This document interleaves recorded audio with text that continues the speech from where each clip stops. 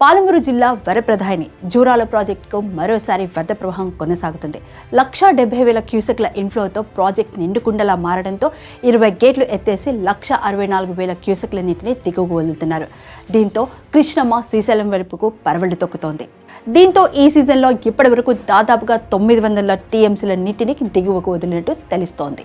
అయితే ఇప్పటి వరకు ప్రాజెక్టులో 1,043 అడుగుల నీరు నిల్వ ఉండగా ఈ ప్రాజెక్ట్ సామర్థ్యం మాత్రం 1,045 అడుగులు మాత్రమే. జలాశయం పూర్తి స్థాయి నిల్వ సామర్థ్యం 9,655 టీఎంసీలు కాగా ప్రస్తుతం 8,532 టీఎంసీల నీరు ఉంది. ఏది ఏమైనా జూరాలకు పెరుగుతున్నటువంటి భారీ వరద నీటితో అటు లక్ష్మి ఇటు సరస్వతి 2 బ్యారేజీలు కూడా భారీ నీటి నిల్వలతో కలకల్లాడుతున్నాయి.